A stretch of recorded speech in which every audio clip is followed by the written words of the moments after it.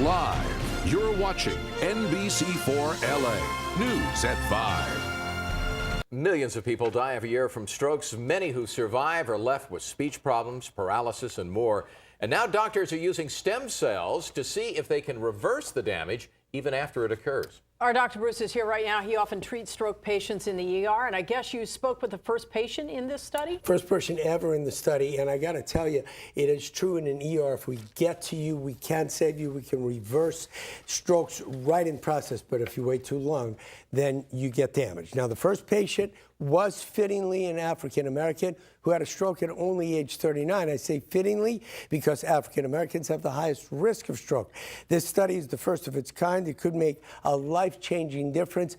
We might be able to save you, as I told you, if we get to you quickly, but after that, irreversible damage occurs. So in this case, the stem cells may be able to reverse damage that has already occurred. That's the difference. Let's take a look. Felisa Blanton had a stroke just 1 month ago. My body went numb, and my brain was on, but I couldn't talk. I was extremely scared because, you know, this is my big sister, and here she is, 39 years old and suffering from something really, really damaging, and I just didn't know what this meant for our future. According to neurointerventional surgeon Dr. George Rappard, most patients who do not get treatment before the stroke damages the brain, as you can see in this white area on Felisa's MRI, have little to look forward to. Because there is nothing that we can do for somebody right now after they've had a stroke. All they have to look forward to is an aspirin a day and physical therapy.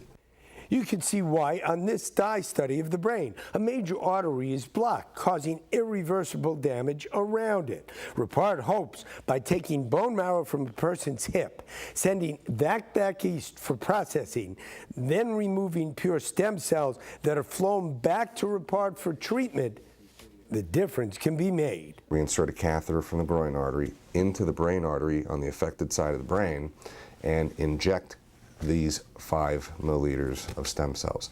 In animals, the chemical levels in the brain go up, the actual physical injury to the brain is reduced, motor function in the animals has increased, and blood flow in the animals has increased significantly. I wanted to be a part of it. I wanted to be the first person that they did this on. And Felisa was the first patient, although it's a double-blind study, meaning neither she nor the treater know who gets real stem cells and who does not. Felisa and her sister had no hesitation. They know this is particularly important for African Americans, where the risk for stroke is so high. I've heard so many bad things about people who've passed away from, you know, the effects of stroke, and they just never get their lives back. And this is an opportunity for people to get their life back. Felisa has done very well since her stroke. Her recovery may have happened with or without the treatment, and she knows her willingness to volunteer will increase the odds for many others like her. And they may do just as well, maybe even better. Now, as I said, it's a double-blind study, so we don't know who gets stem cells, who doesn't. She's doing very well. Before, we could do nothing if damage already occurred. If the stem cells make a difference, we can help people like this. We can help people like the Congresswoman. People who've had brain damage, stem cells may make a big difference in the future. Dr. Bruce, thank you so much, You're welcome. as always.